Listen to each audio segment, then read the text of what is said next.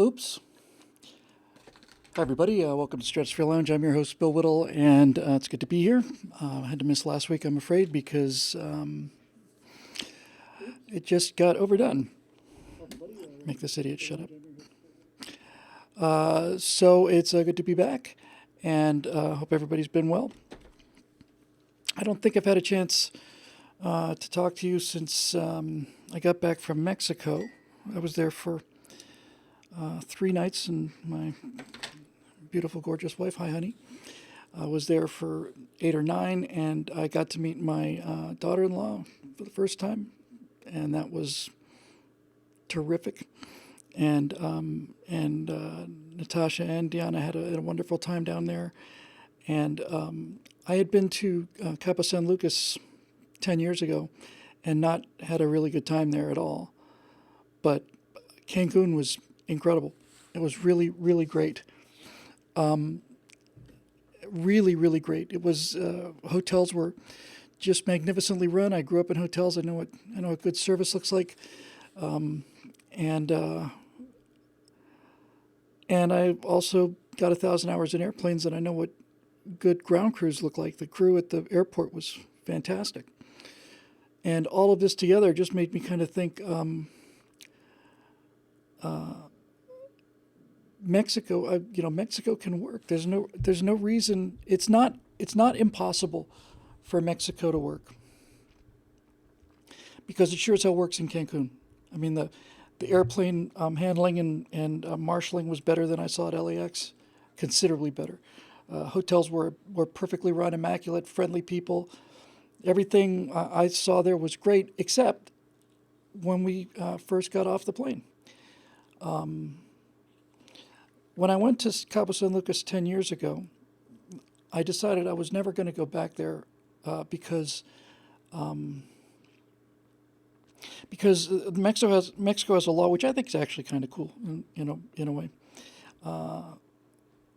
that the actual beachfront, the beach belongs to the Mexican people, and they can't own some distance back from the water. They can own property next to the beach, but the beach belongs to everybody.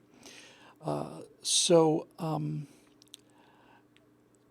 so when I was in Cabo, go out to the beach and sit there on a lawn chair, and immediately 5 or 6 salespeople would come up and stand between you and the ocean.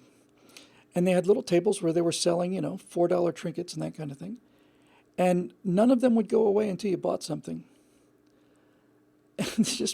It just pissed me off so much. It just made me so angry. And I realized that the problem is that it's a problem in all third world countries, is that given the level of poverty, people make the decision that they have to they need to take the short money now. And by doing that, they cut themselves off of the long money. In other words, okay, so these guys made my stay miserable, and 5 individual Mexicans got $5 each. If that hadn't happened, I would have come down there probably every year and spent, a couple $1,000s. And I thought that was Mexico. And then we got off the plane at Cancun, and it was the longest customs line I've ever seen. Natasha and I took at least an hour and a half to get through the line, maybe 2. Now, Natasha's seen a longer line at JFK because that's how long she was in customs, for 3 hours when I went to meet her the first time. However, when I got to Cancun and stood in line, I don't know how they can pick people out, but within 30 seconds of me getting into this hour and a half line, a guy who worked at the airport, he's in an official uniform, is walking by. He's got a wheelchair, and he's walking right past me. And he just turns to me and he looks at me and says, "Senor, come this way." And I pretty quickly get the idea that, okay, so for, I don't know, $20 or something, I can skip this hour and a half line, because what this guy wants is he wants me to get into the wheelchair, and then they will take me to the handicapped area, and then I will just breeze my way through in the handicap line, And no doubt the guy with the wheelchair will pay the guy at the handicap line $5 or something, and the beat goes on. And FS Mora for the Windsy internet there today. And I declined with thanks, not just because of the, not because it was dishonest. I just declined with thanks. But that colored my perception too. It's like, this is why Mexico's broken. It's just this. And then after we got out of the hotel and got to the airports, I'm sorry, after we got out of the airport and got to the hotels, it just couldn't have been better. And on the way out of Cancun couldn't have been better. And so that tells me some things. If I go to Cancun and I see better hotel service than I see in Santa Monica, and I see more efficient and more careful and more intelligent use of aircraft marshaling and just precision in things and stuff. If I can see that in Cancun and they're doing a better job than they're doing in Los Angeles, then that's telling me very strongly that this is a software problem and not a hardware problem. And somebody in the comments section here pointed out that Cancun was a very Americanized part of Mexico. Well, I suppose it is, because I don't know about the rest of Mexico, but Cancun works very well. And as a matter of fact, when I mentioned something, I don't remember where it came from. It was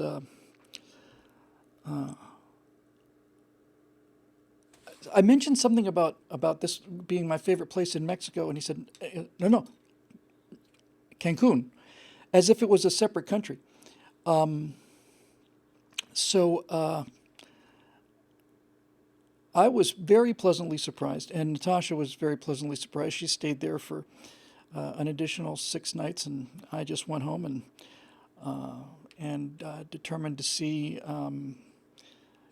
just how much mess a single individual can accumulate in the course of 5 or 6 days. It's this tough thing to explain. I don't know if it's true for other men or some other men or no other men. There's got to be at least a couple. But when you're a bachelor or when your wife is away for some length of time, there's an almost overwhelming, what's the word I'm looking for? Imperative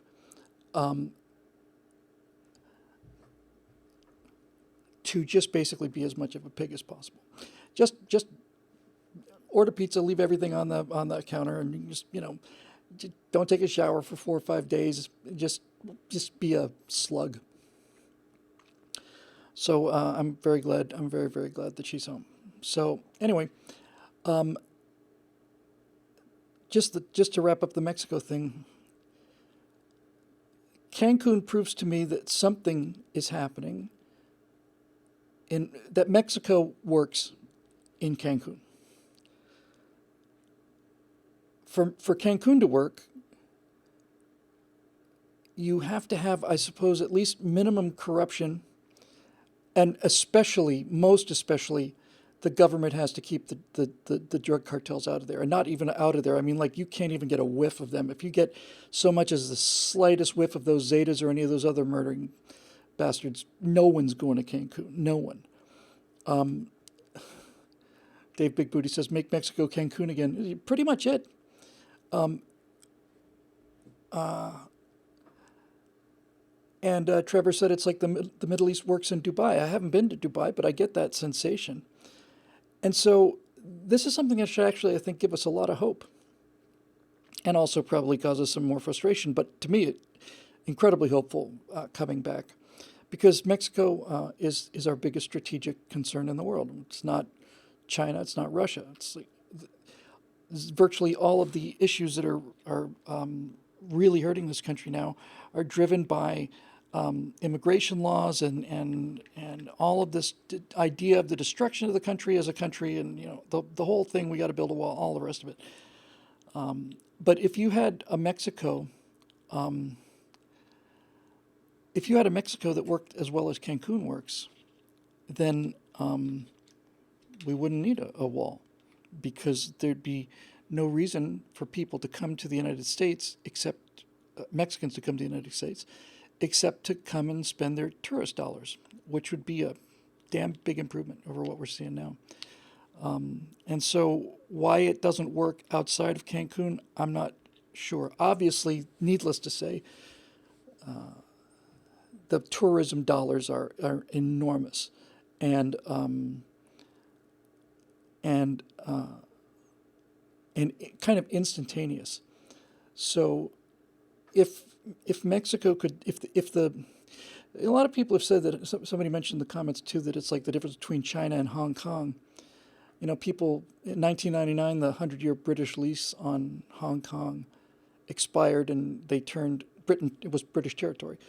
Turned it back to China in 1999, if I remember correctly. And since the communist China government took over in 1999, people would be talking about how China took over Hong Kong, but that's not what happened. Hong Kong took over China. Hong Kong, which is filled with Chinese people, but governed by British law, British discipline, British civility, and so on, sense of duty, all of that stuff, made Hong Kong one of the richest places in the world, and they have zero, absolutely zero, natural resources. So it worked in Hong Kong with Chinese people using a Western European system, and then it certainly works in Cancun. And then the question becomes how wide can you spread this? In Hong Kong, it spread to the entire country. I probably mentioned this once or twice before, but back in 2001, I remember it was during the 9/11 attacks. I was working as an editor on a documentary series on China, and we had video from 2000, which would be the year before, and also from 1995. They'd gone and done a bunch of shooting in 1995. And you couldn't use the footage together. You had to pick one. You could not put both pieces of footage into the same segment, because in 1995, you had people in Mao jackets on dirt floors with concrete walls and no doors. And you just see people riding bicycles in Mao jackets, and 5 or 6 years later, the footage that's coming back is cell phones, cars, people in suits, and so on. So something obviously changed there and brought a lot of prosperity, and we all know what it is. We get it. We're on the right side of history, as always, as if history has any particular direction that it's destined to go. So how do you spread that around? How do you get that to happen? I think the way you do it is by keeping it segmented and not trying to bleed out this prosperity theory by trying to spread it too thin. In other words, if Cancun works well enough for Americans to not only go there and spend money, but to look forward to going there and spending money, and being treated very, very well and feeling safe, clean, all of that stuff, then maybe they can take that Cancun model and apply it to some other district, and now you got two Cancuns and more money coming in and so on. But the Mexican government is just historically just so corrupt. They're fighting a big fight, and I hope they win. I really do. It gave me some real hope.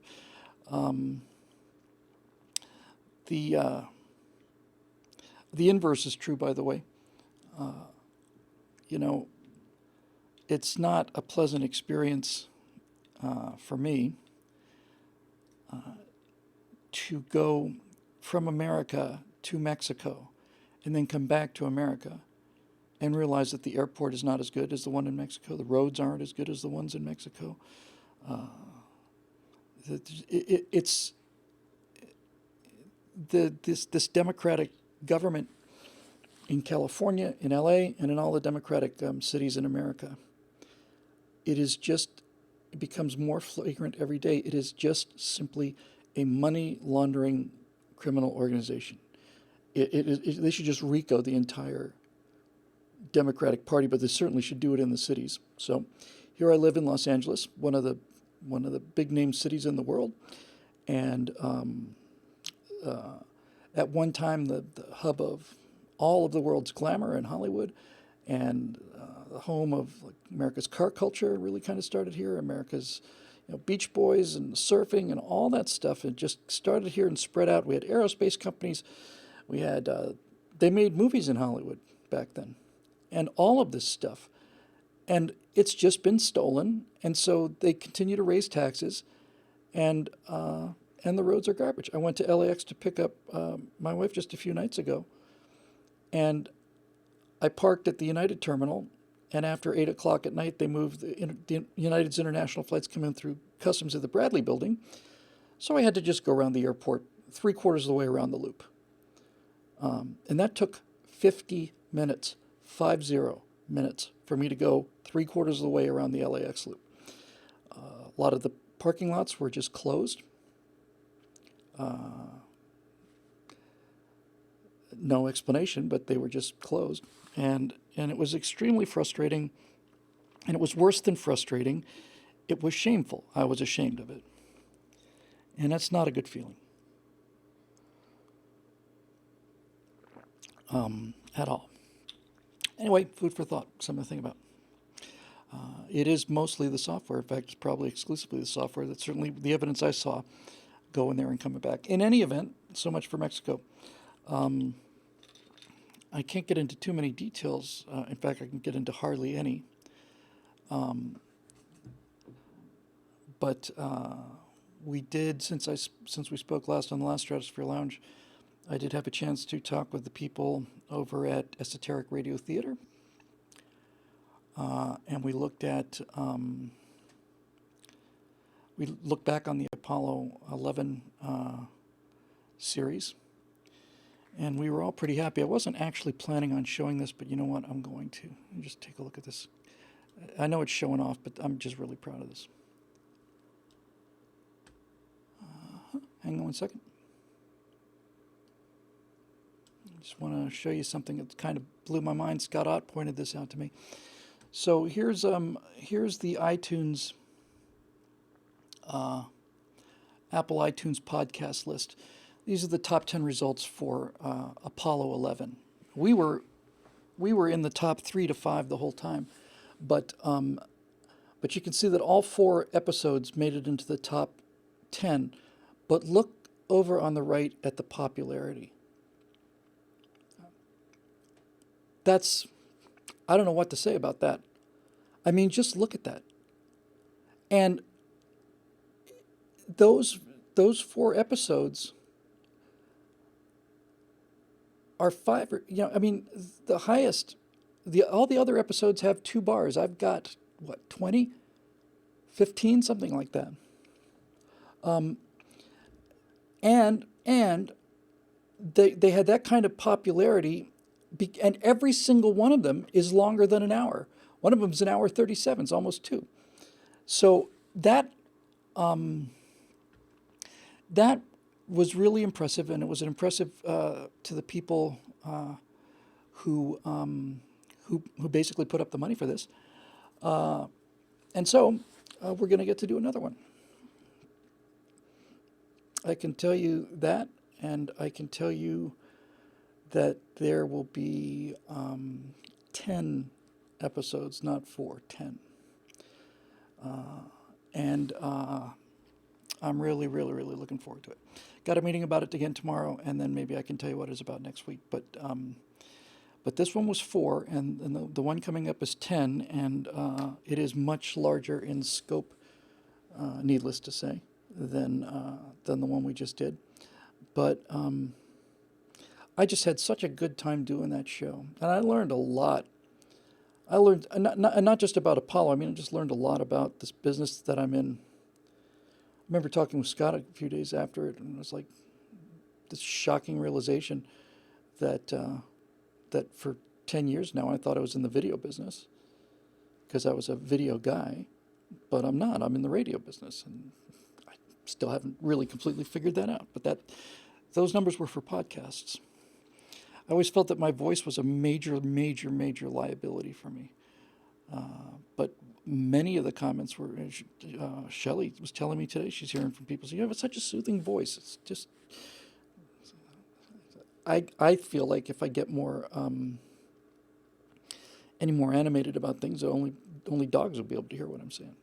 But anyway, all of that stuff is good, and so we're going to be able to tap. It's a very, very, very big topic, and I haven't seen anybody do the whole thing in one pass.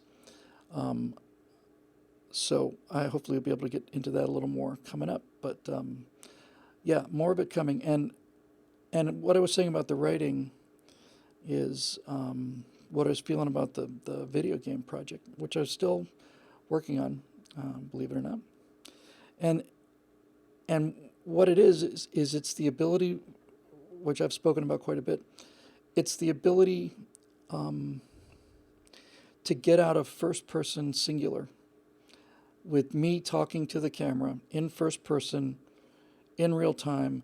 I don't get to use music. I don't get to use anything.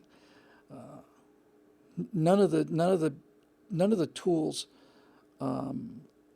that are available to me, of all the tools that are available to me in telling stories. Doing firewalls, I have. As I keep winking.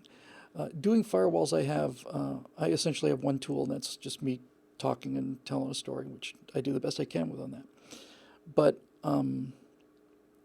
just doing the Apollo thing, I just realized how much more freedom there is, to be able to get out of the first person, talk about other people, talk about Neil Armstrong and what he's going through, and have music in there and pacing, have a beautiful set, just a crazy beautiful set that was adding so much to the video, and strange to say, I didn't realize it until just now, but the set, and they spent a fair amount of money on that. The set contributed enormously to the podcast. In other words, even though you couldn't see the set on the podcast, the fact that the set was as amazing as it was certainly had an effect on me, and all of that. So when keep coming back to this idea of doing messaging in 7 or 8 minute segments with CGI characters, it's like I told Natasha this, my baby. She told me, by the way, that I should be doing these documentaries. She told me that I should be doing this 3 years ago, and I said, there's no way. I can't possibly do it. So I just told her, I said, if I get a chance to do this, do these video game, like I keep calling them video game segments, I got to get out of that habit. These little science fiction shorts, serials. If I get a chance to do those and then get a chance to go out and do, real world directing, which is what I've wanted to do since I was 17, then I told her, I said, I think people will be really shocked at how much more I can deliver, it's just in the, I do the best I can do with one tool in the firewalls or right angles or Bill Whittle nows or whatever. It's first person talking to the camera, and then I had some additional tools for Apollo 11, and that made the story a lot better. And then if you were able to use all of the dramatic elements in terms of things like, hero, villain, pacing, reversal, all of that stuff, we can really do wonders. But anyway, I was very, very, very, very proud of the Apollo thing, and I suspect that they're gonna we'll do as hopefully a better job on this one that's coming up. And it's just really great feeling, a really satisfying feeling. And so I guess that's about it. Tonight, we are going to do questions from the membership.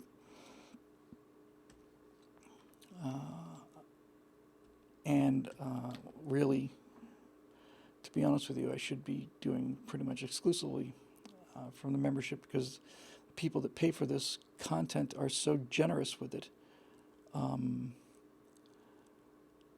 They just never ceases to amaze me. But they it'd be nice to get something exclusive for your $9.95 a month. But in any event, we're just going to be going there for questions today. So let's see what they have to say. I'm not logged in. I'm not logged into my own site. I should probably get in the habit of saving that. Yeah, keep me signed in. There we go. I don't know, is Scotty out here tonight? It'd be nice to see his smiling face. He's got to be somewhere. All right, so back I go. Let's see what we got.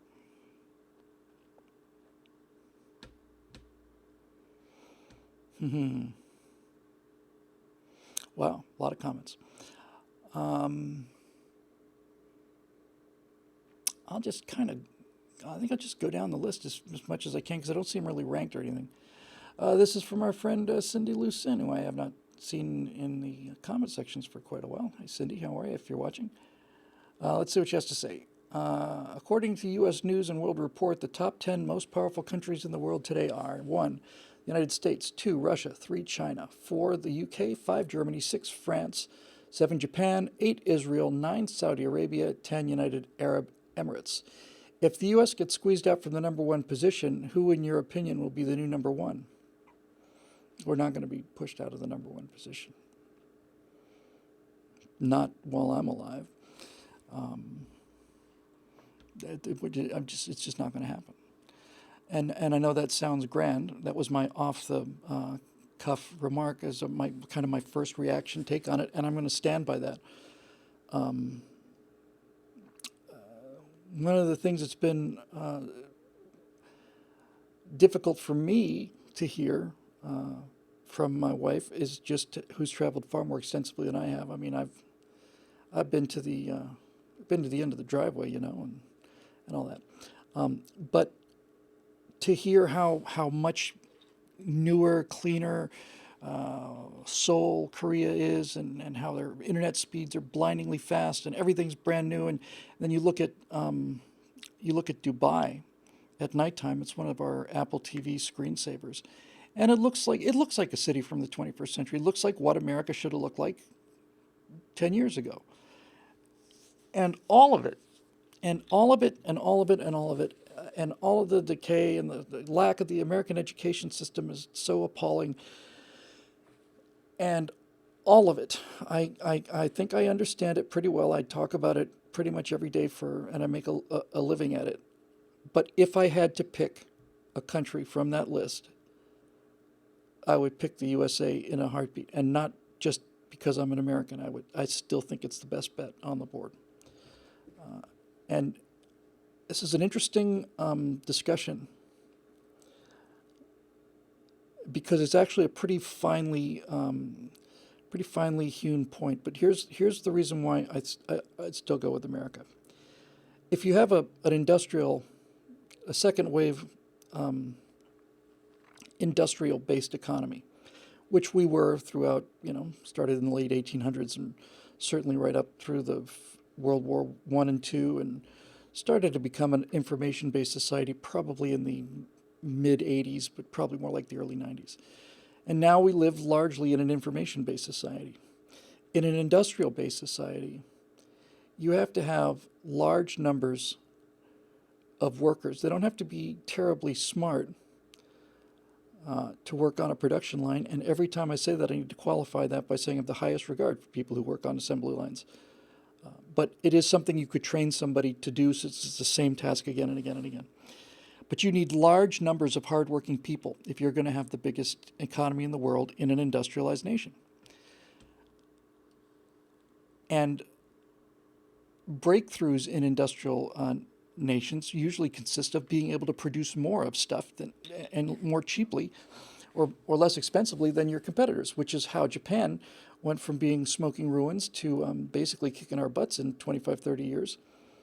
They just, when the war ended, Japan didn't make anything for a while. And when it started to make stuff back in the early 60s or mid to late 50s, the stuff Japan was making was so cheap.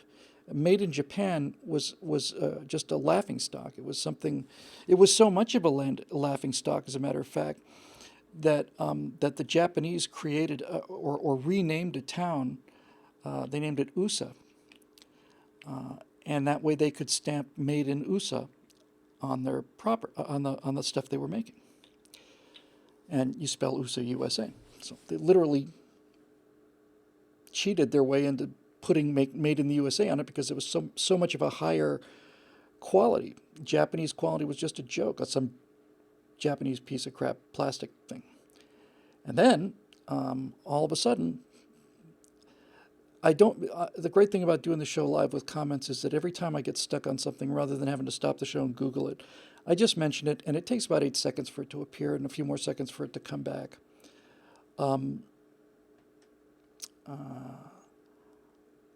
But there is an American. He was a efficiency expert, and he was widely, almost universally rejected in America. But the Japanese read his stuff and invited him out there and made his teachings. Deming, that's it. W. Edwards Deming, Mr. Deming. Was Bill Deming? I don't know. But Deming is the guy. And Deming was making the case in America long before Japan ever started making anything worth a damn. Deming was making the case in America to American corporations that the way you stay on top and the way you really not just grow your business but become worthy of it was what is it, Leolas? Iolia, well, it's hard for me to say, AOC. And Deming was talking about something called total quality management. And basically, what he said was, the way that you get to the top and stay on the top is by making the best products in the world, in your industry. And you never stop innovating, and you never stop making the best products in the world, and you never, ever, ever stop and say, hey, well, we're the leaders now. We can slow down. We can relax a little bit. We don't have to, the quality, everybody's going to buy a Cadillac. Doesn't matter if the doors don't close. It's a Cadillac. So Deming was preaching this in America. Nobody listened to him. And then he went to Japan, and they listened to him. In fact, it became essentially almost a religion for them. And the Japanese manufacturing just basically went to total quality management. Everything we make is going to be excellent, and it's going to be extremely well made, and it's going to be inexpensive, and it's going to be the best product on the market. And I watched it happen. I watched the oil embargo in 72, 73, I guess, or 73, 74, something like that. And I watched American cars, these gigantic, huge pieces of junk that just kept on going. They kept on making the Mercury Marquis station wagon. And Japan is starting to make these little sports cars. I remember the first time I saw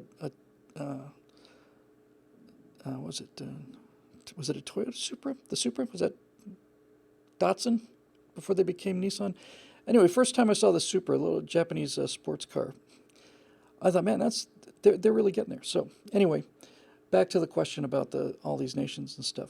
I would take America, and the reason I would take America is there is without question. It's not the 240Z. I love the 240Z, but yeah. Anyway,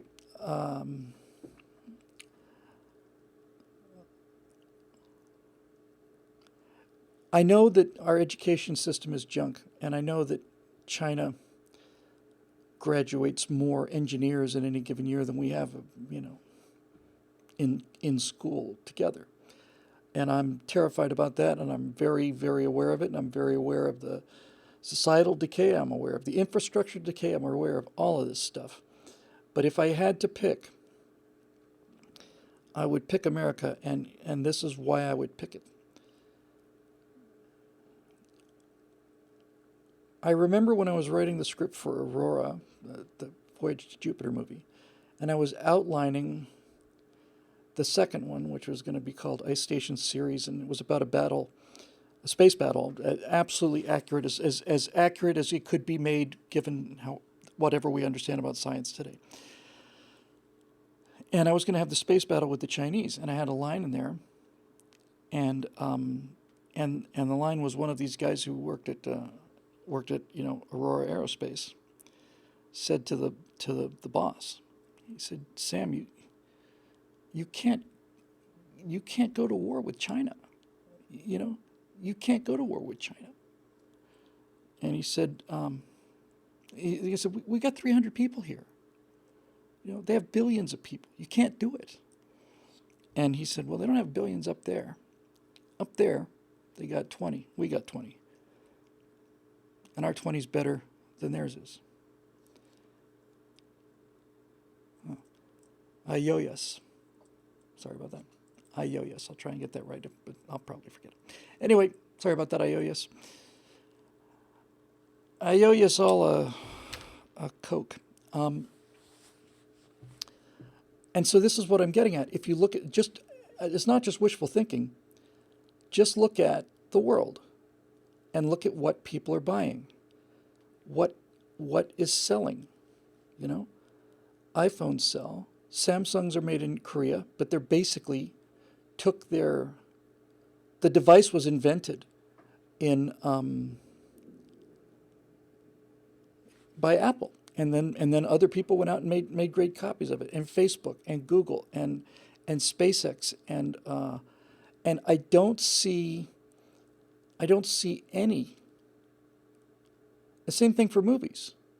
I don't see Chinese movies with American subtitles or English subtitles. I don't see it. I don't hear Chinese music, Russian music, German music. I don't hear it anywhere.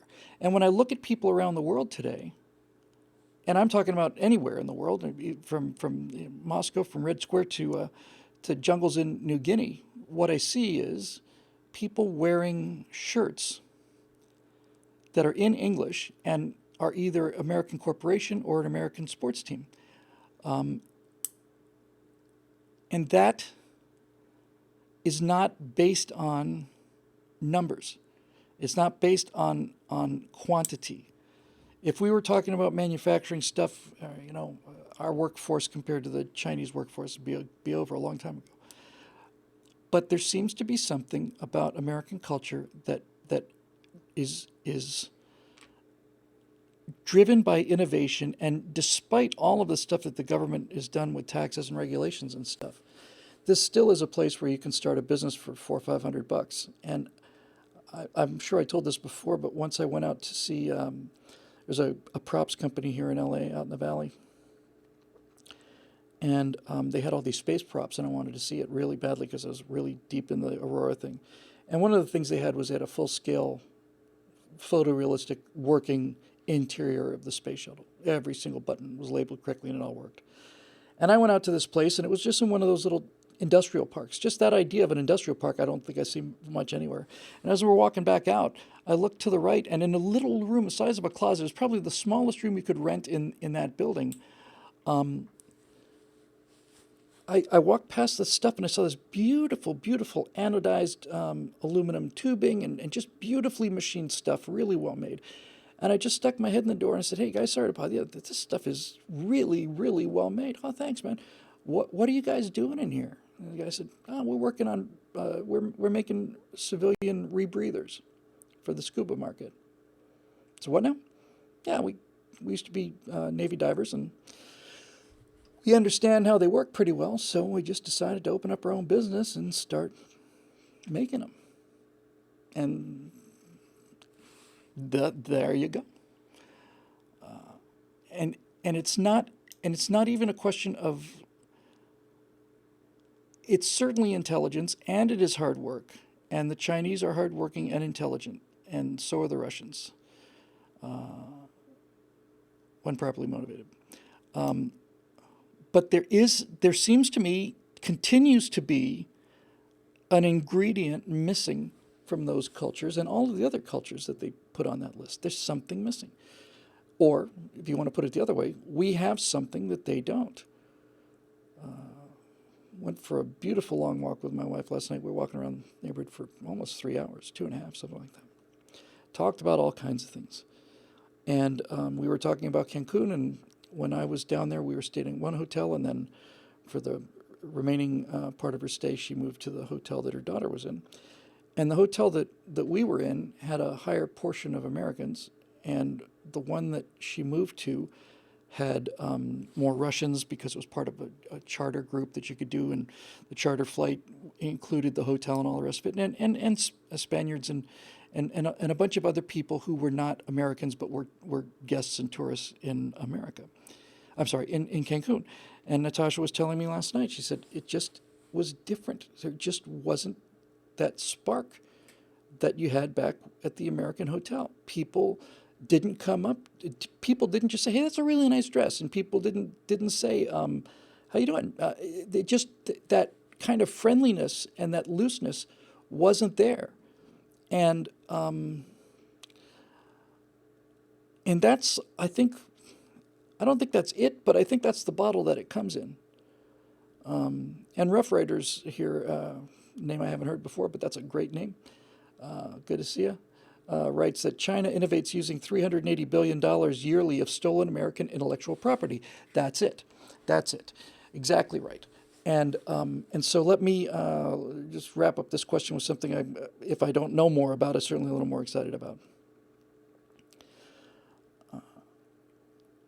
You look at China, and China's growing, and you look at all of their new ships and their military, and they're all brand new, and they're just made yesterday, and they have is it a class 52, I want to say, 52 destroyer, 52A, something, it's just off of memory. It's essentially the equivalent to our Aegis class, I'm sorry, our Arleigh Burke class destroyers, which are, I think, the finest ships on the ocean.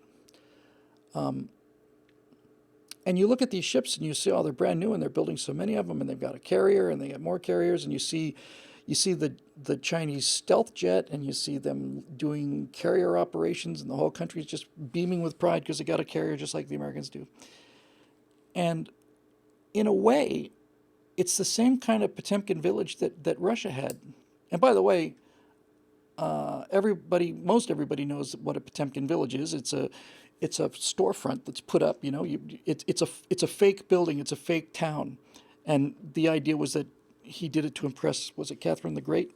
She went down the Volga, and he put all these things up there that make it look like there were these beautiful towns, but they were just flats, basically. Apparently, anyway, that's not true. They were the Potemkin village. Wasn't that there was no such thing as fake villages. That's what I read anyway. But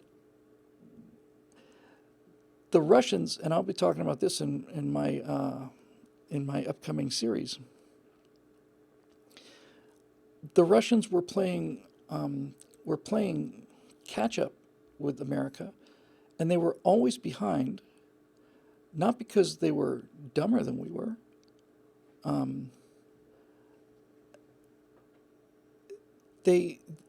In fact, one of the reasons they stayed as close as they did was because we spent 3% of our budget on defense, and they spent 24% or something.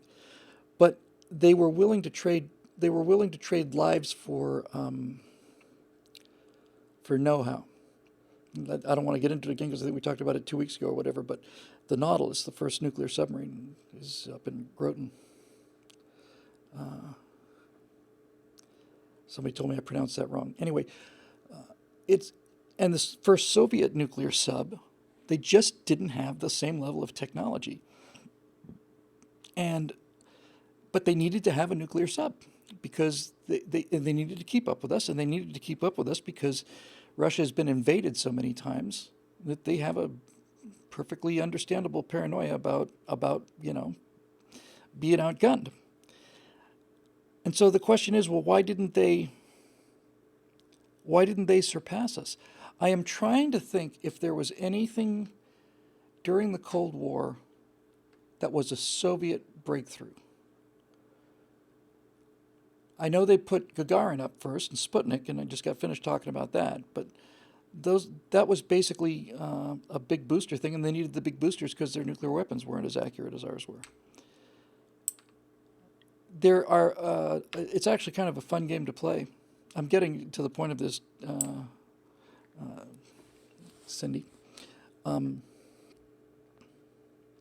it's kind of a fun game to play where you take the American airplane and then you look at the Soviet airplane that came 3 years later. The greatest example I've talked about many times is the B-29.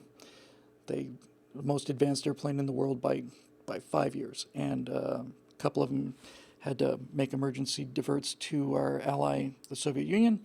The Russians kept the plane, sent the pilots home, took the plane apart, rivet by rivet, mass produced all of the parts off of what they got off of the B-29, reassembled them into, I want to say it was the Tu-4, I'm not sure about that, which looks precisely exactly like a Boeing B-29. It is indistinguishable. And then, off you go. We had the B-1, and they came up with the Blackjack, and we had the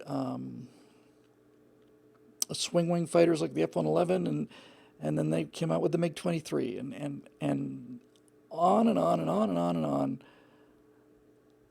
And every time there would be an American invention, there would be a Soviet copy of it pretty quick. Easiest example is the shuttle in Buran, the Soviet space shuttle. Flew one time, unmanned. It looked virtually identical. In fact, if I took the markings off of it, most people don't have the eye to be able to tell what the difference is between the two. Most regular people. But in any event, so why was that? Why was it? I mean, they're brilliant scientists. Their physicists are the best in the world. Why? And you could say, well, we spend more money on defense than they did. Okay, fair enough. But why do we have that much more money to spend? I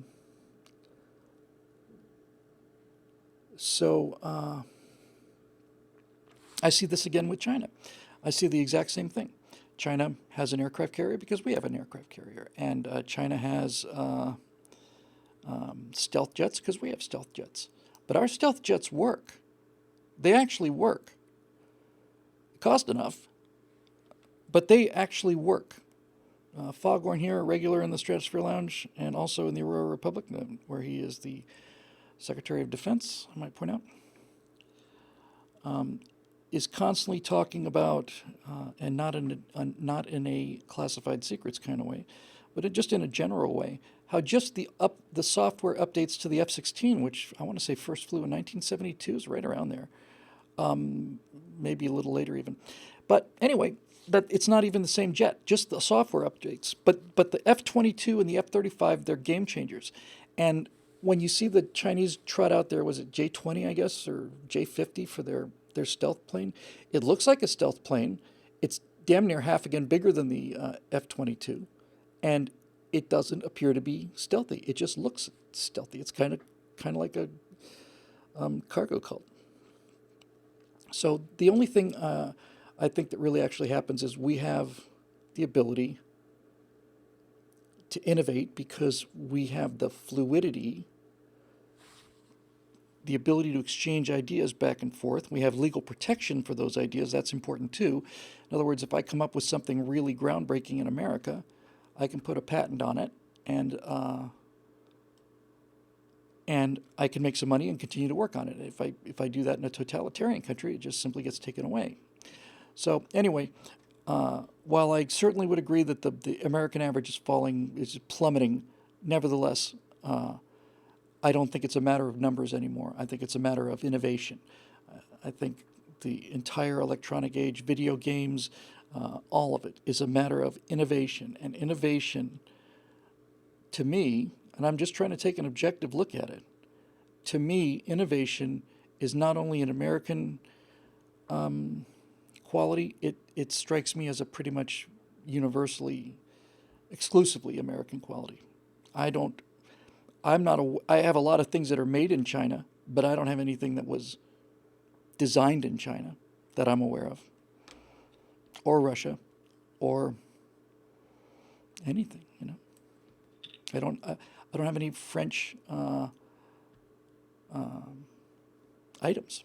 I just don't have any. So anyway, and that and the pop culture and all the rest of it, I'm sticking with the USA. Okay, moving on. Rick Bolin. What about the claim that 8/8 really means H/H, which in turn stands for Heil Hitler? I haven't heard that yet. Is that today? Yeah, sure. Today's 8/8. Well, that's why we're doing our white supremacy episode tonight. Rick, because any idiot can see that H over H, 8/8, in other words, August 8th, really does mean HH, which means Heil Hitler, obviously, or when it doesn't mean Hubert Humphrey or, you know, help the homeless or any number of other things that H and H could come together as. It'd be fun. In fact, I think I've already started it without even asking. Be fun to see how many like progressive things you could get together out of HH, you know. In any event, you got a really good point. Then, is it the most ridiculous assertion ever? Well, Rick, all I can tell you right now is it's the most ridiculous assertion I've heard so far. But tomorrow is another day, and the one thing that we can all agree on is that this train that the progressives are on is accelerating downhill very, very, very rapidly. The brakes have failed, and it's just going faster and faster, and it's just barely hanging on to the rails, and sooner or later it's going to get to a speed when it won't be able to take the turn, and it's just going to go straight off and flying into the sky and all the rest of it. We saw this at the Democratic debate, and if we thought that, see, and it's also accelerating very, very quickly. In other words, the whole idea is silly, and then it got sillier and sillier and sillier, and now it's like an exponential thing where it's getting so much stupider, so much faster, that it really does look like it's about to just basically come down. So if you thought that the Democratic National Convention was a goat rodeo of losers and lame ideas, how long did we have to wait for that to be topped? Was it 4 days, 5 days, 6, 7, something like that, before we see the footage from the American Democratic Socialists of America Committee, and these people who are presumably going to launch this worldwide revolution, you know, standing up and saying, "Look, I'm easily distracted and easily overloaded by stimuli, and there's just too much chatter in here. So could the rest of the comrades act in a more comradely fashion, please, and just try to be more considerate of people like me, because it triggers my anxiety." And I'm thinking, we got nothing to worry about from these people. Seriously. Point of personal privilege. Yes, Dark Orders. Go ahead, comrade. It's just joke. Yeah, and Lisa's pointing out, as others have, you know, they're doing this because they've decided that clapping, applauding, is either triggering to people because it's a loud noise, or deaf people are not allowed to experience it. So rather than, you know, applauding, this is applause. And they're so proud of themselves for this, you know. They're so forward on it. And then you watch these idiots trying to get anything in order, and they can't get out of the introduction because all of these people are trying to out-virtue each other. They're not, you know. Let me just tell you a quick little story about the patriarchy. It's a telling story. Everybody talks about the patriarchy and how evil the patriarchy is and so on, which is essentially saying when men do things. And a good example of the patriarchy at work is we have a spacecraft with 3 people on board. It's leaving at 24,000 miles an hour, heading to the moon, and it's tens of thousands, if not 100,000 miles away, and it explodes. And the patriarchy works by having one guy in charge telling the other people who are in charge of their guys that you guys are responsible for this, you guys are responsible for that, you guys are responsible for this. And all of those guys have the confidence to talk about and speak back and forth just the way we were talking about just a few moments ago. So the patriarchy is able to create a new spacecraft out of ideas, bring these guys back from the moon, and return them safely to the Earth That's what patriarchal structure is. And military structure is even more regimented, but basically in the military, you will follow the orders of the person who is your superior officer. Now, sometimes that leads to some very bad decisions, but you know what it does actually do? This is a really important point. Sometimes obeying orders in a straight down authoritarian thing like a military command can lead to bad decisions and bad outcomes.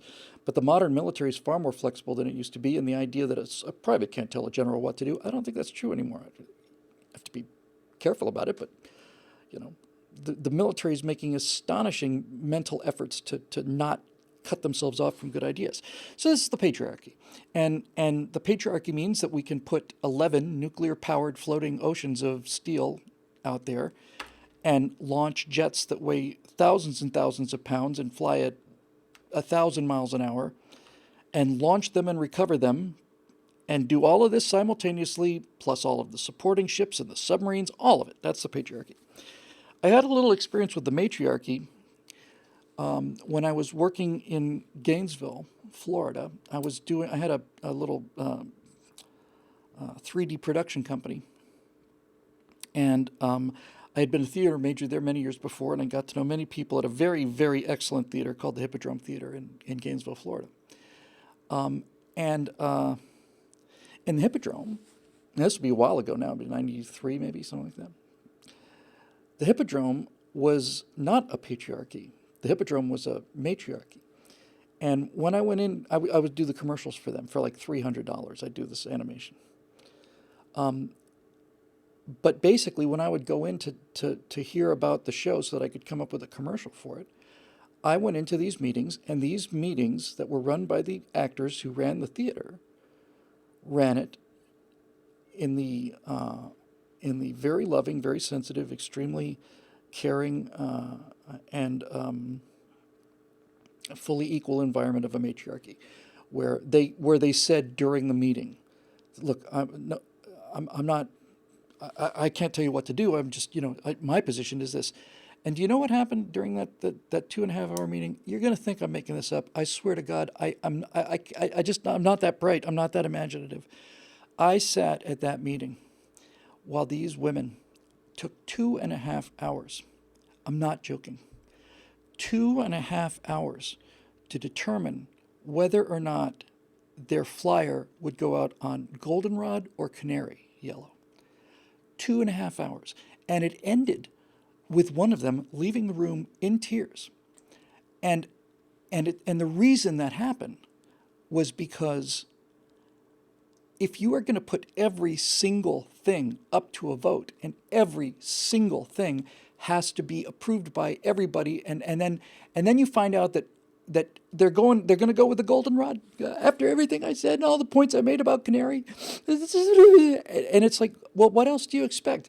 If you're telling people that your input on whether we use canary or goldenrod colored paper for our flyers, and you just spent the last hour defending canary and trying to defeat that bitch who's in the goldenrod pocket, if you spend that much time and effort on such trivial things, you get absolutely nothing done. It just nothing. And not only do you not get anything done, you don't get anything done, and you make lifelong enemies in addition. So, Puma Savage says, "I'm a female and I've never led like that. LOL, that would drive me nuts." I'm very glad you said that. I don't mean to imply for a second that this is all women like this. In fact, I've worked mostly for women producers most of my life, and some of them have been great, and some of them have been terrible, but I didn't notice them to be any better or worse than the men. But they were using, it was a patriarchal system. She was the producer, I was the editor. She's my boss. I want to do something one way, she wants to do something else. Guess who wins? Okay? And so things get done. And when you realize that perfect is the enemy of the good, when you realize that if you're going to spend all of your time arguing about trying to make something so trivial be equal and fair, when in a patriarchal system, including women in a patriarchal system, what would have happened was, okay, and we're going to put these things out on goldenrod. Bill? Yeah. what do you think about Canary? Canary's nice, but we're going to go with Goldenrod. Anyway, moving on. And it's just insane. It's insane. Anyway, yeah. So how I got there from H over H, 8 over 8, I am unaware, but that's not surprising that I'm unaware. What happened to my screen there? There we go. All right, let's see what else we got on the menu here. What? But I'm already logged in. Oh, for the love of God. Hang on. And we were on kind of a technical roll, too. So apparently closed a window that I need. Give me a second here. Okay.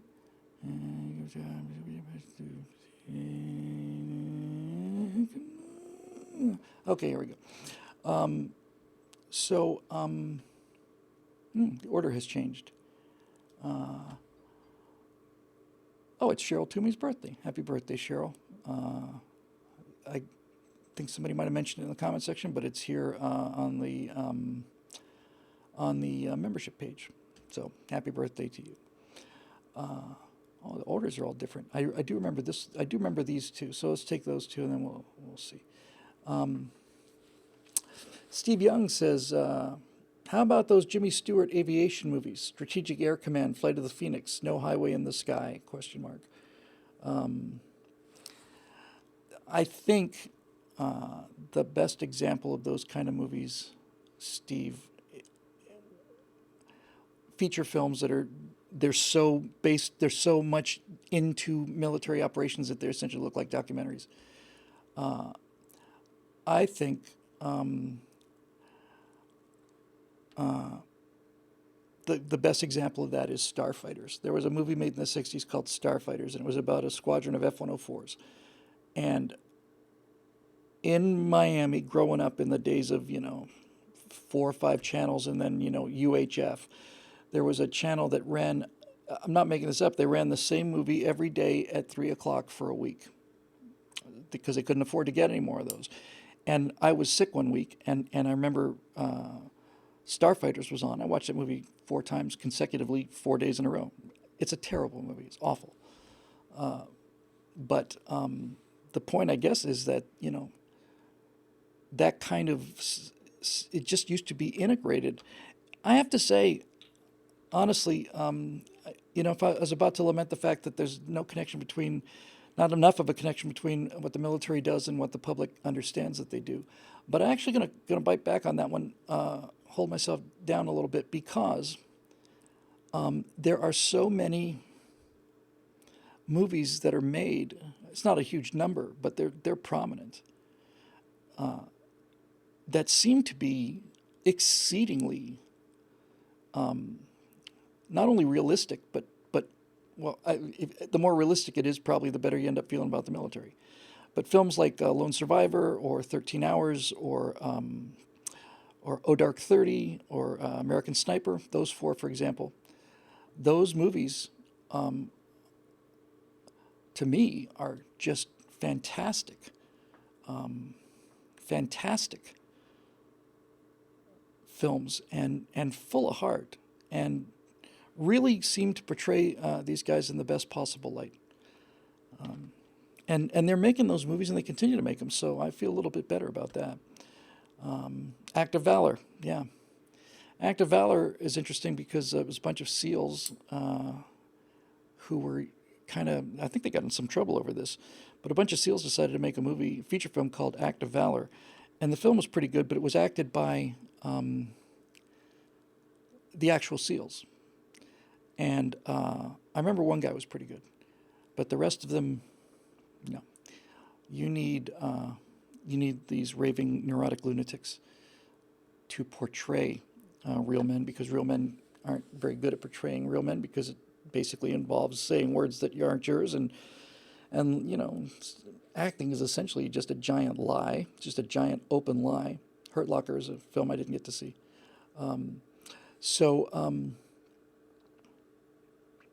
So yeah, that's they're there and they need to be there. And when people see the military in action, they tend to sympathize with them. Uh, there's a story I've told a few times before, no, not in a while as I remember, but one of the first films to come out of the Iraq War was The Kingdom. And I think it was Jamie Foxx. And basically, it was about an American counterterrorism team. And somebody had blown up the barracks like they had in Beirut. And these American operators were sent to the Middle East to find out who did this and bring them to justice. And I didn't see it, but I saw clips of it. And we had the director on the show that I was editing for Sunday Morning Shootout. Anyway, the director is a French guy, and he spent an awful lot of time with the terrorists in the movie. He spends a significant amount of time on them, and what he wanted to do was to show that they were people too, that they had their own culture, that their fight was legitimate, that all of these morally neutral kind of things. And so he goes to the premiere of his own movie, and in the end of the movie, the three Americans come in. They find where these terrorists are who committed this atrocity. They basically kick the door in and just start spraying machine gun fire everywhere and kill every single one of these guys, which is a tragedy. It's a tragedy of violence in the eyes of this filmmaker. And he ran this for a bunch of liberals for the screening of this thing. And when they shot all of the terrorists, everybody in the room just cheered, just got up almost out of their seats and cheered and applauded and screamed. And he was apparently literally saying, no, you missed the point. You're not supposed to. You're not supposed to like this. It's like, yeah, we're not supposed to like the fact that the good guys come in and shoot the bad guys because we know there's a difference between good guys and bad guys. We know that not all bad guys are bad, not all good guys are good, but we know there's a difference between the good guys and the bad guys.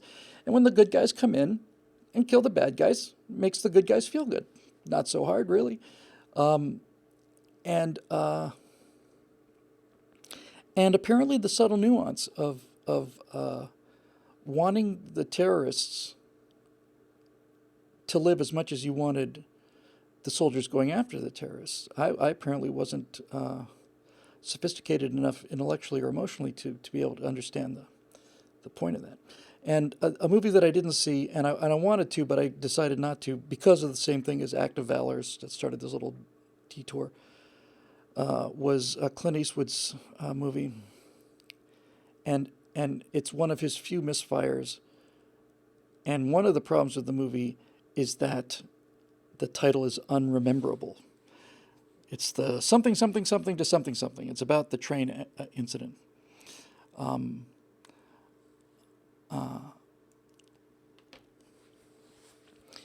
And so Clint told the story about Letters from Iwo Jima was fantastic.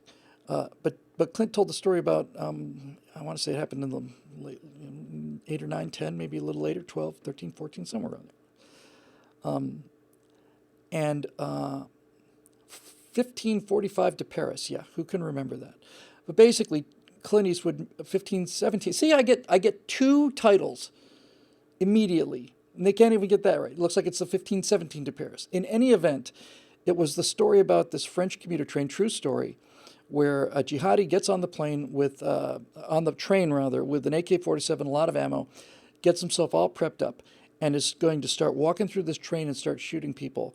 And everybody in the train is petrified with panic, and a French guy gets on his phone and calls his wife to say goodbye, and all of this stuff. And while everybody is sitting there cowering, waiting for their turn to be executed, the only people on the entire train who make a move on this guy were the three Americans that were on the train. And these guys went up there and rushed him. One of them got cut pretty badly, I think cut in the hand and something. But one or two of them were soldiers. They were friends. They were just pretty much regular American kids. But they weren't. It wasn't a military operation. They were just unarmed civilians on a train. But it does interest me that on a train full of hundreds of Frenchmen, the only people that actually made a move to try and stop this were Americans, which takes me back to the first question: why I'm still voting for Team America. Why I still wanted, if I had a risk game and I could pick any country on the board, I'd take America. There's something there. It's not just intelligence, and it's not just courage. It's something. There's something. It's a Initiative, it's like personal initiative, personal responsibility. Anyway, and I wanted to see that movie very much. I was pleased to hear he was making a movie of it. And I saw the trailer for the movie, and Clint decided to cast as the three characters the three actual guys. He thought that they were good enough actors and compelling enough so that they could carry the story. And I watched the trailer, and I got a fairly refined eye for this, I have to say. But I watched the trailer, and I just said, I don't believe these guys. It's a mistake. They're heroes, and God knows they need to be,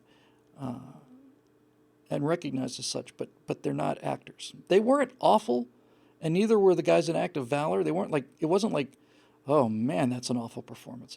But it was pretty wooden, and it certainly wasn't exciting or motivating or anything like that. I really do think that the mental equipment required for being the kind of person who knocks down a terrorist door in Iraq or Yemen at 3 o'clock in the morning, and the kind of person who lives in Santa Monica, who will portray that person in the movies. I think those two mindsets are almost antithetical. The soldier does not do a pretty good job of acting, and fortunately, we don't have yet to discover what an actor would do if you had him on an actual mission, other than get everybody else killed. Cindy Sinnigan. Bill, if you could pick a superpower, what would it be? This is my first attempt to comment, so this is a test. If I could have any superpower in the world, I've given this a great deal of thought, actually. And I've decided that the one thing that would be indispensable and just raise me to the level of a god would be, I would ask for my superpower would be the ability to read tire pressures from a distance. That's what I would ask for. I would want the superpower to be able to say, as a car drove by, 34 PSA, 35 PSA, 29, a little soft over there, 32 PSA, that's good. That's the superpower I long for. And the only reason I have that handy answer was because if you ever watched Whose Line Is It Anyway, way before that, well, not way before, but certainly before the show came out, I was in Gainesville, Florida in 1993, 4, and 5, and we were making a comedy show called Grazing, which I think I have found on DVD, by the way. It's really something I should play for you guys. And the main cast was a group of, it was an improv comedy group called, hang on a second.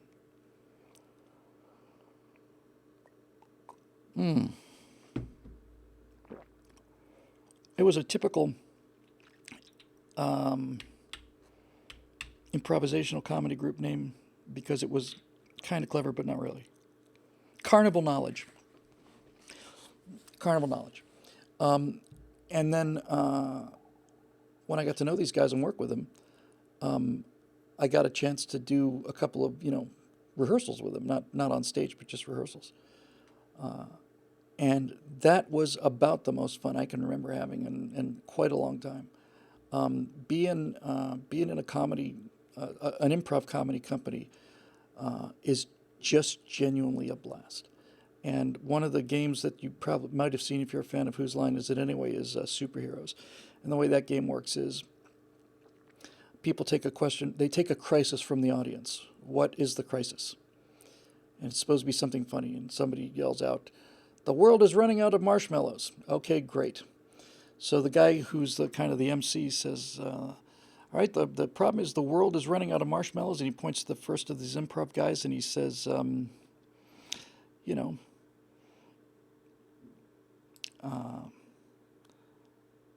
what do you make of it, Captain Redundant? And Captain Redundant would then jump into the room. He doesn't know what name he's going to pick. He just instantly heard it. Captain Redundant jumps into the scene and says, "I don't know what the problem is. I don't know. It could be bad, could be bad." And it was great. And so we were playing superheroes, and and I remember for my superpower, I decided that I wanted the ability to read tire pressure at a distance. I thought that would be an amazing superpower to have. And then, of course, you have to introduce the next superhero. So somebody would call you something, and you'd tell them what your superpowers were, and then time to bring in the next guy, and you would have to go. And then the guy would jump in, like superhero landing, and I'd say, "Thank God you're here, Scarlet Pedophile." And now this guy, who didn't have any idea what he was going to do, now he's the Scarlet Pedophile, which is very, very funny, I think. Anyway, a lot of fun, and just from the inside, to the small degree that I've worked and done comedies with this kind of thing.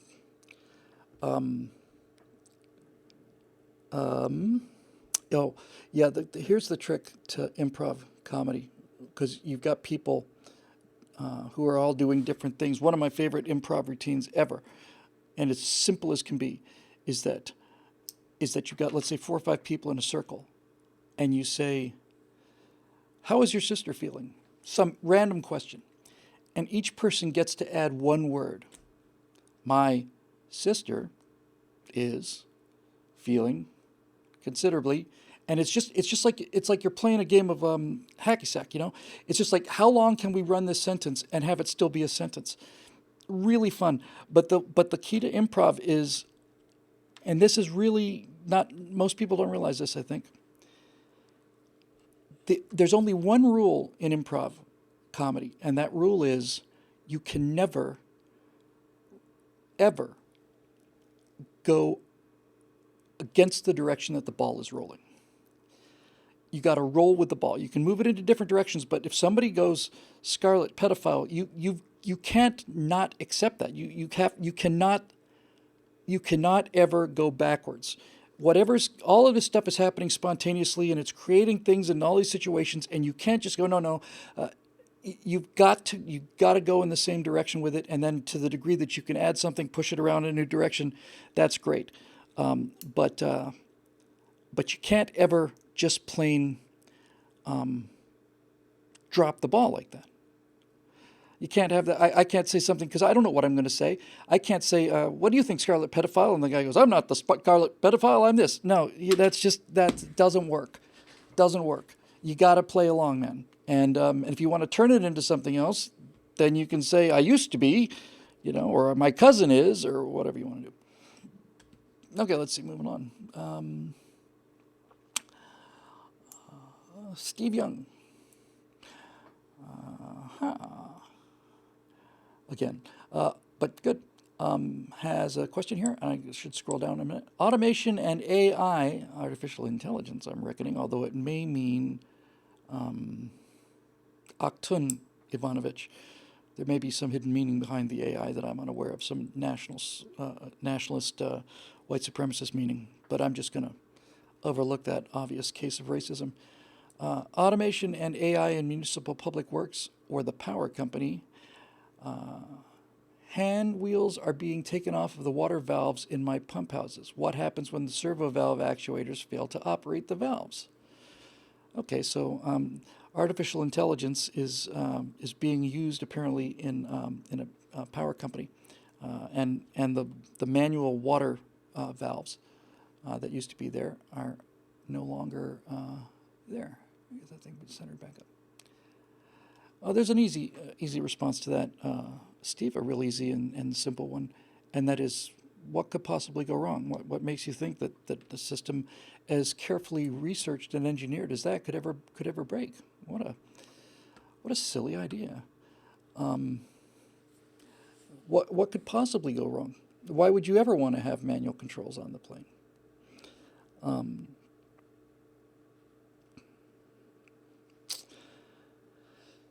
It's disturbing that it's happening, but here's what I would recommend. I have no doubt that an AI system can operate the city water supply more efficiently and productively and less expensively.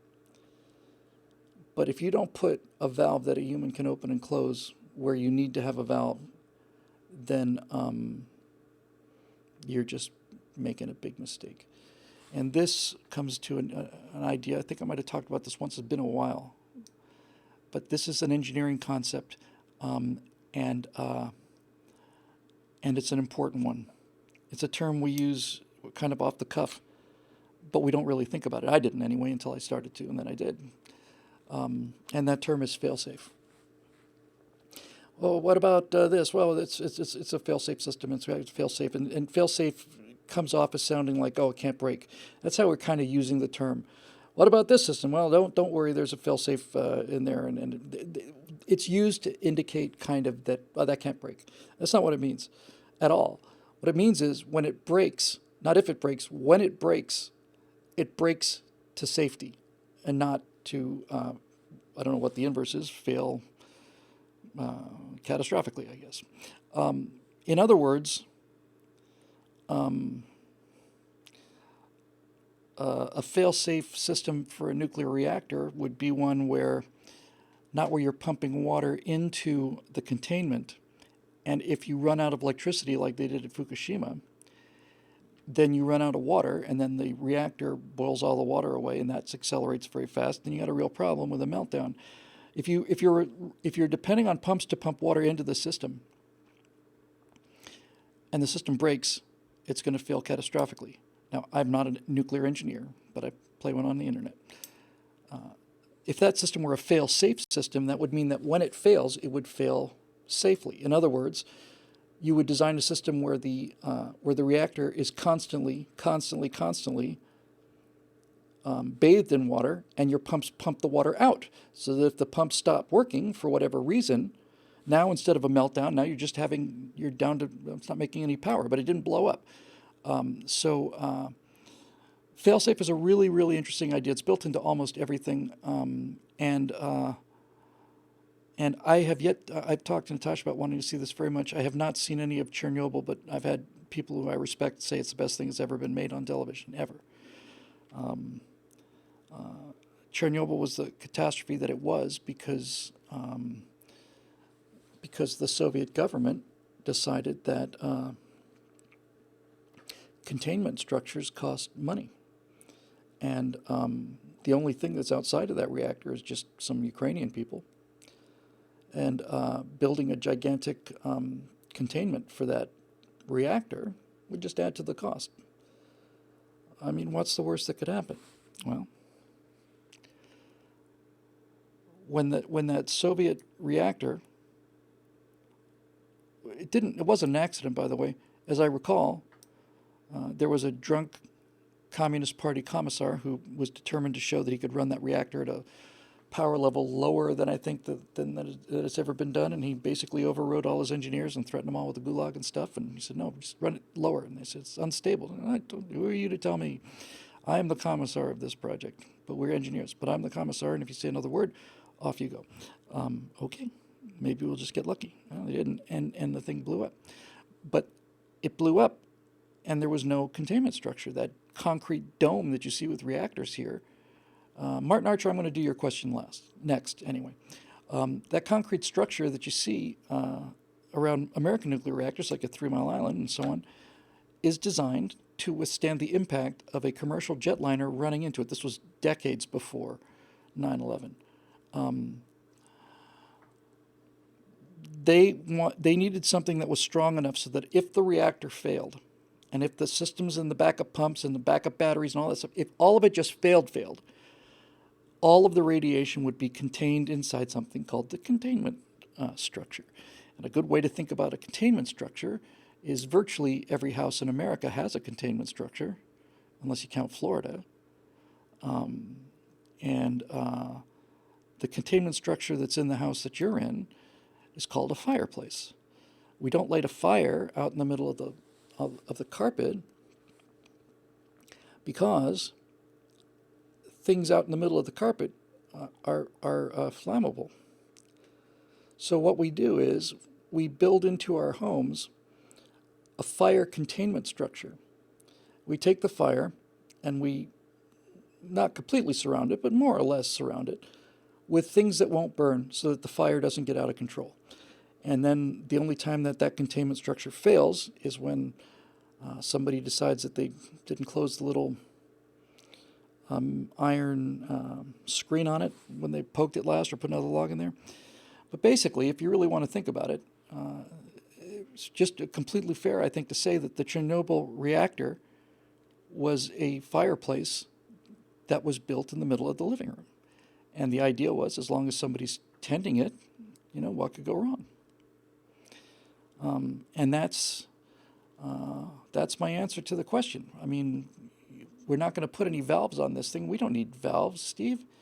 We don't need human cranked valves. We've got computers to do that. Well, what if the computer fails? Don't worry, we have backup computers.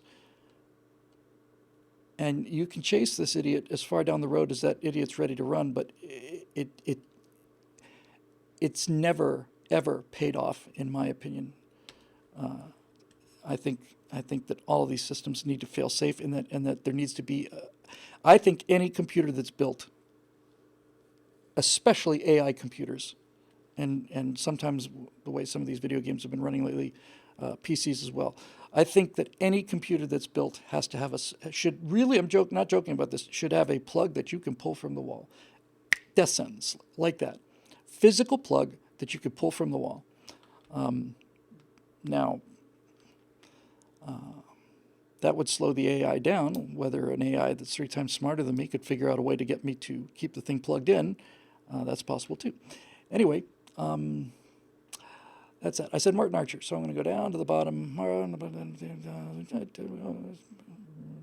See if we can do Merlin and call it a night. Let's see, move on down. Martin Archer. Known miscreant Matt Lloyd has a question. Let's see. I'm going to do Martin Archer, Steve Darrow.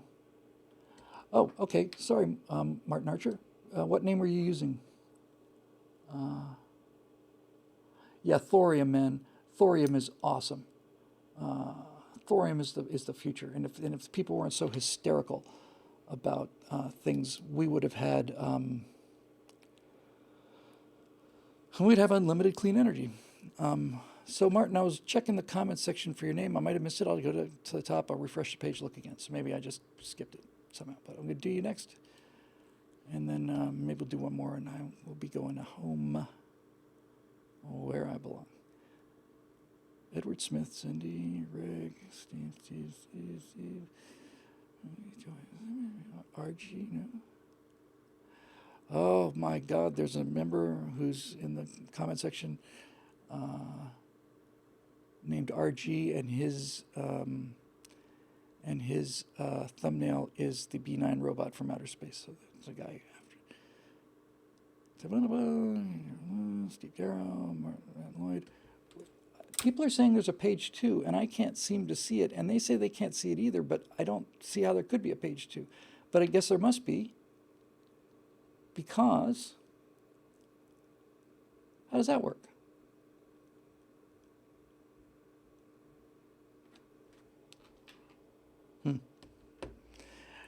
Martin, I don't see your question.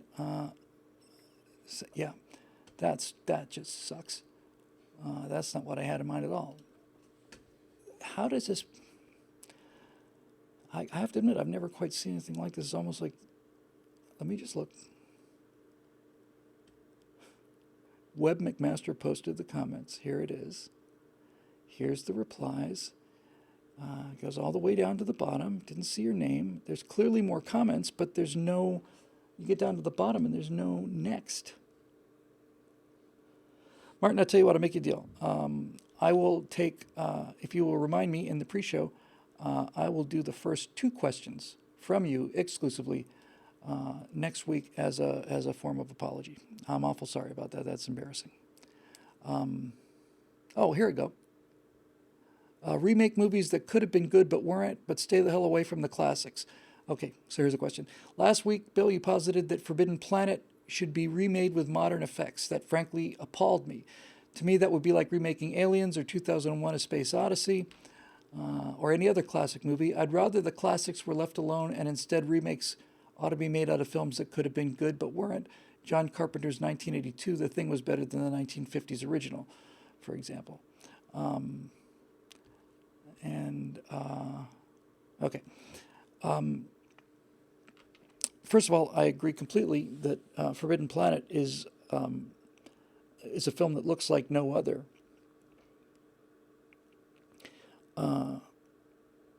And the hand animation and all those qualities to it are magical. And I'm not calling for the destruction of that movie. The reason I chose Forbidden Planet is because it is such a grand, unbelievable idea. And if you look at the shots, the matte paintings and stuff that they use for the giant Krell underground labs, it's actually kind of poor. When I said I think it should be remade, I really meant it from a visual point of view. And let me give you an example of what I'm talking about here. So I had never read Lord of the Rings, and then I went to the movies and I saw Fellowship of the Ring. Well, that was absolutely incredibly good. And so I read The Two Towers and Return of the King before I saw the movies. So didn't see anything, saw a movie, read the book, then read the second book, then read the third book before the second and third movies came out. And so for Two Towers and Return of the King, I had in my imagination a pretty good idea of what these places look like, and Tolkien does a tremendous job of sketching in all the details and all the rest of it. And when I saw the movies, I was amazed at how much more there was in there than what I could imagine, because you're talking about 100 of the most talented artists and visualization guys in the world, all putting stuff into the same pot, and somebody presumably there, if it was a good movie, chucking out the least of the good ones and keeping the ones that really mattered. And it just seems to me that the Krell base and the whole idea is it's just one of the best plots ever. It's just one of the best plots ever. But I think let me put it to you this way. The reason I went with Forbidden Planet is when I saw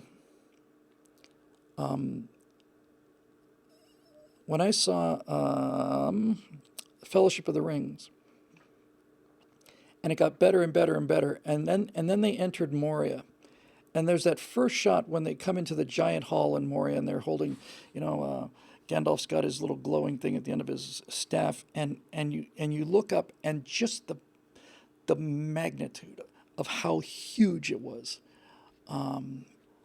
That's I think that's an experience that can be improved on, and I don't think you're going to be losing. I don't think there's a lot of people watching the original one.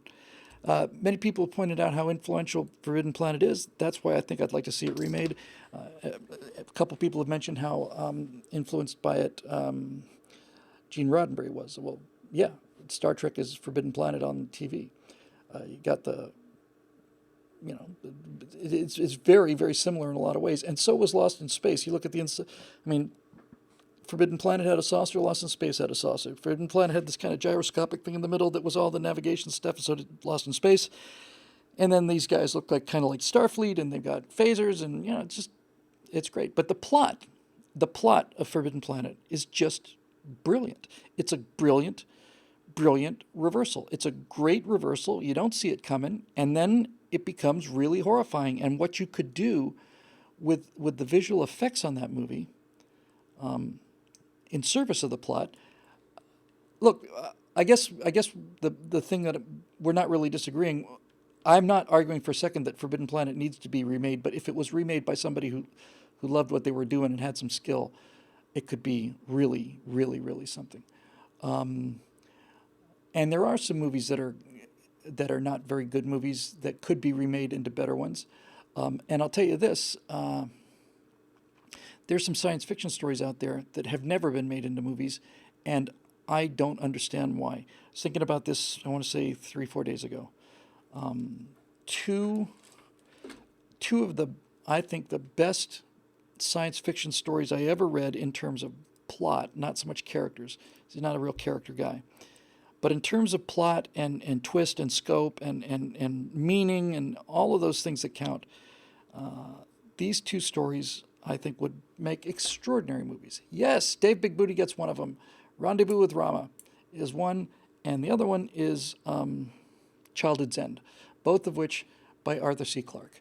And Childhood's End has nearly been made so many times, but it never has been. I don't know what the problems with the rights are to Childhood's End or Rendezvous with Rama, but those are two Arthur C. Clarke novels that are absolutely mind-bogglingly great. And Rendezvous with Rama is about an alien, not an alien ship, an alien space colony arrives in the solar system and uses the sun as a gravity assist or something. And it's only accessible for a month and a half or something like that. And they send a team to this thing, and they have to explore a ship that's the size of a small planet. And all of the technology, they were not expecting to be boarded by humans, and it's just a great adventure story. And I think it'd make a spectacular movie. Childhood's End, somebody here mentioned that they didn't like it, and somebody, Aesop says it looked too satanic. Yeah, that's the point. Well,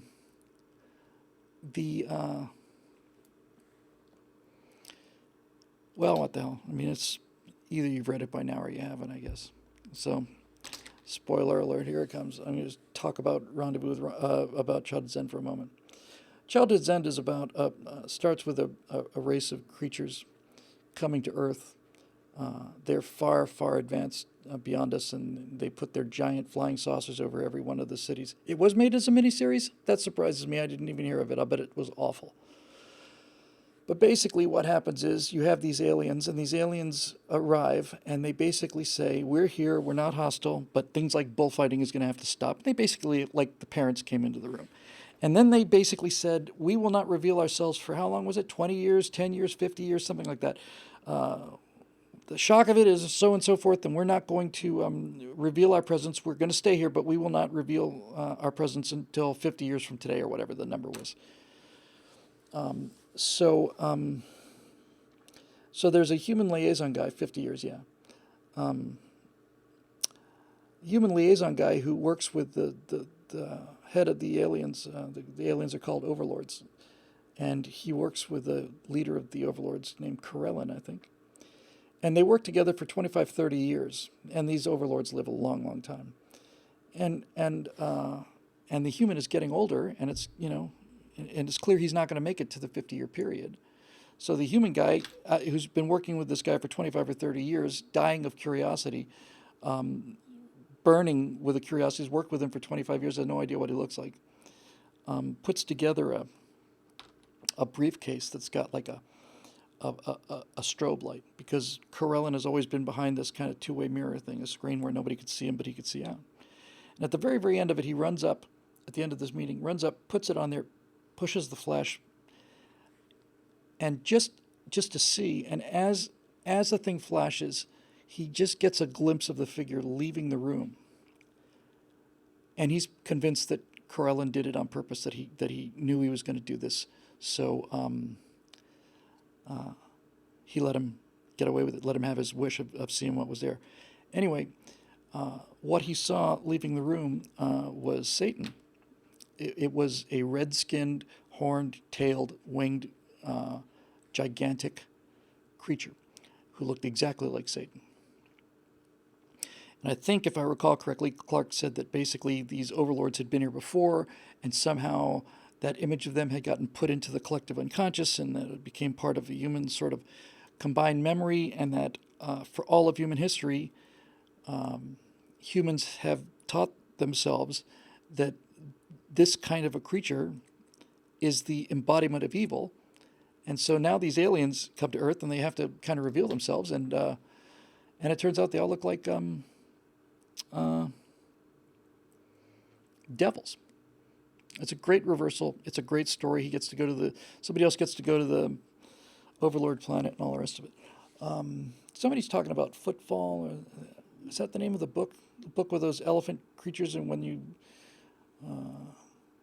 which where the Earth is saved by a team of combat science fiction writers. That was actually a pretty good story too. All right, we'll do one more and then I'm going home.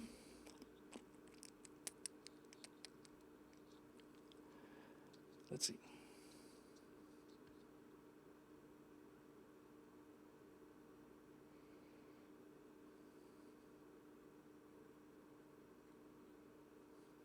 Trying to find stuff we haven't covered before.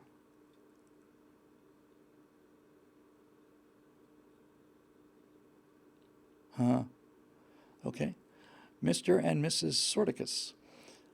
Growing partisan distrust, nuclear hot rhetoric, and accelerating political violence. Do you think Election Day 2020 will be this era's Fort Sumter?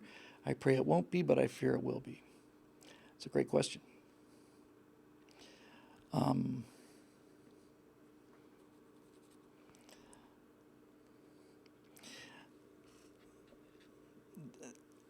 We've talked a couple times before about the idea of a second civil war and how it seems to me to be just impossible, not unthinkable, like there's no way it could happen. I believe people could get angry enough for it to happen. I just can't imagine how it would happen because in the Civil War, you had all of the people who believed one way about slavery all living together next to each other, and then what people that disagreed with slavery were all living next to each other. And there was a clear dividing line. You could have slaves in that state, you couldn't have them here. And so when the issue of slavery came up and when it looked like the Union was growing and the number of non-slave states were continuing to come into the Union, and the states that eventually, the Democrats basically that were the Confederacy, just decided it's just going to get worse and worse for us, so we're going to leave. We're taking our slaves with us. There was not just this gigantic intellectual division which we have here today, and not just this rhetoric and hatred which we have here today, but people were geographically separated on a clearly drawn line. This side is the slavery line, and this side is the non-slavery line. What I guess was the Mason-Dixon line. I'm not sure. Anyway, how you have a civil war? Well, now that I think about it, now that I think about it, America's Civil War, as everything else, was exceptional because America's Civil War was fought like a Napoleonic War. It was a land battle of armies and campaigns with artillery, fought on battlefields away from cities. We're going to launch an incursion into Maryland and we're going to ride through Georgia. But basically, it was armies in uniform on the move going from point A to point B and fought very much like a conventional war.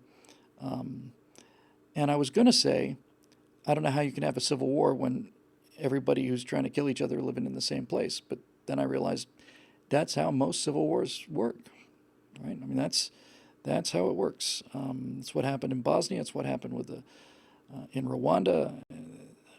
A lot of civil wars become not only civil wars; they become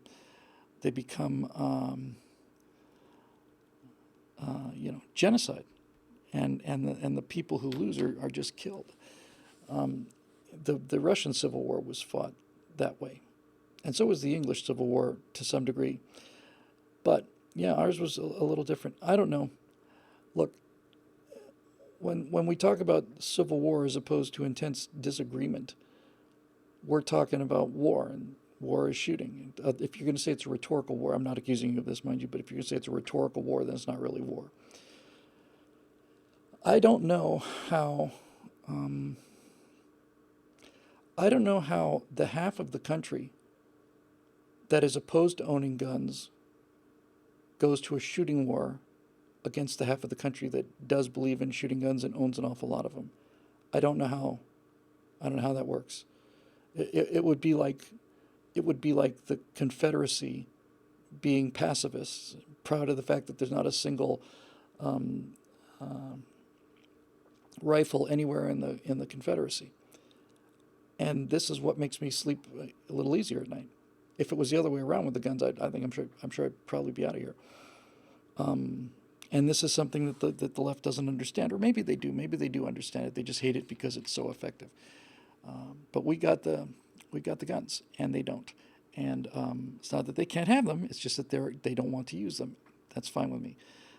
But when rhetoric when rhetoric explodes into violence and violence becomes serious, now you're talking about a firepower issue. You're talking about, if you are talking about the kind of like bloodthirsty, kill all the conservatives, Civil War kind of thing, then there's one team that can defend themselves, and there's another that won't. Eric Blake says, "Why do you think they're so big on gun control?" Absolutely. They never talk about crime control. They talk about gun control. They don't want to take. They don't care about the guns that kill 8,000 Black Americans in Chicago and other places like that. They don't care about that. They want the guns taken away from people like us who have our guns in order to protect ourselves from our own government. That's who they want to take the guns away from. I have to tell you, one of the best movies I've ever seen, and without question one of the three most disturbing movies I've ever seen, is a science fiction movie called Children of Men. And it's about something very much like a civil war in England. There are no more children. There hasn't been a child born for 20 years or something. And then all of a sudden this one woman has a baby, and they're trying to get her out of here. And the reason that is so chilling to me is because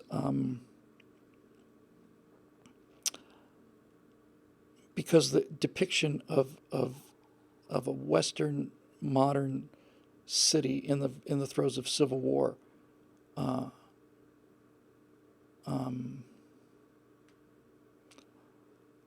it's just awful. It was really, really, really, really awful. People are talking about this movie called The Hunt. Somebody told me about this. Who was I talking to about this? I don't remember. But apparently it's a movie coming out where it was with Shelley this morning, I think, or yesterday. She said there's a movie coming out where rich liberals go hunting Trump supporters, the deplorables, hunting them down, kidnapping them, taking them someplace, and then using them for sport, for their amusement. And she said, "Isn't that terrible?" And needless to say, I haven't seen the movie. And somebody, Eric Blake, says the deplorables fight back. I like it even better. But I said, "Are you sure that the Trump supporters are the people being hunted?" And they say yes. And I say, "Good. That's good. If the left is all about victimhood, then if they're making a movie where Trump supporters are the victims, awesome." I don't know what it's going to be. If I had to guess, and I bet pretty hard about this, I suspect it's going to be one of those kind of, revenge fantasy things, like stabbing Caesar and Julius Caesar in New York and having Julius Caesar dressed like Donald Trump. It's just going to be one of these little petty little kind of, "Oh, I wish we could do that for real" kind of thing. Okay, well, you can't. And now you know. Now you know why we're not joking about the guns. It's not really to protect us against criminals, although it does that. And it's not really to protect us against the British coming back, or the Chinese, or the Russians, or anybody else. The really main reason we got the guns is to protect ourselves from liberals, from left-wingers. And they haven't figured that out yet. Or maybe they have. In any event, that's that. It's 7:55. I think we're getting close to 2 hours here, so I believe I'm going to wrap this baby up. Wrap it up. Put a bow on it and mail it to YouTube. I think it's time for me to go home. Anyway, yes, Dave Big Booty says the Second Amendment isn't there in case the deer turn on us. I remember saying something like that a couple times in speeches, in question and answer afterwards at speaking events, and people would say, well, what do you feel about the First Amendment and all this other stuff? And I would say, look, I don't have a pistol under my bed because I think that a deer is going to come through the window and kill us all. So this hunting thing is a bad strategy on our part. To say that, well, we should have these guns because of hunting. No, it's just, why are you even letting them have that argument? No. What do you have the gun for then? Is it for hunting? No, it's not for hunting. It's to kill bad guys. What do you think? It's to kill murderers and rapists who are in my house at 2 o'clock in the morning. And hopefully I won't have to kill them. Hopefully the sound of the thing being racked will be enough. But if it's not, then there you go. And when you come out and tell a leftist, I've got the guns to kill people. What? Yeah, yeah. Well, obviously that's what it's for. What do you? Let's stop being children. C.P. Tomes is talking about the white hot light of freedom, and it's actually the bright white light of freedom. I think if it's the term I was using, I love it.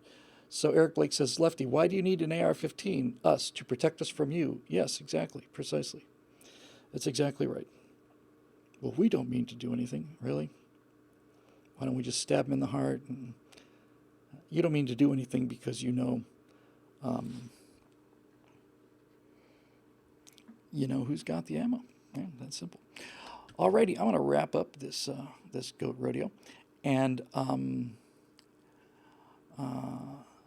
that'll do it for this edition of the Stratosphere Lounge. Billy's getting tired, starting to fade a little bit, and starting to get more confused than usual. And I can hear the janitor approaching, and this time I'm going to let him in. So, thanks very much for joining us. This show is made possible by the paying members at BillWhittle.com. If you're not one of them, we would love to have you. Thank you so much for being with us. Sorry we missed you last week. Martin, I owe you 2 questions next week. And until then, you guys just be careful out there, and we'll see you next week here on the Stratosphere Lounge.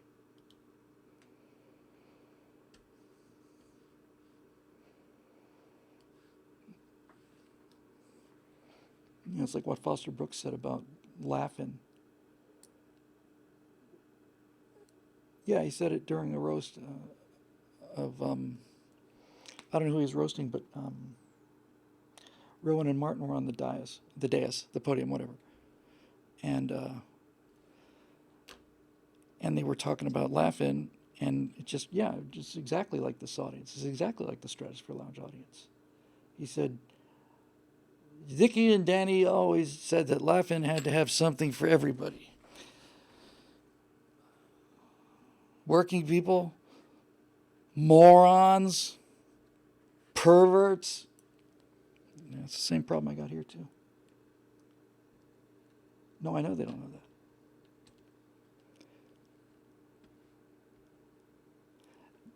that. If you think they're smart enough to figure that, no, there's not a chance. Not a chance to ever hear any of these conversations, pal. I got this thing covered. I've got teams of engineers on this.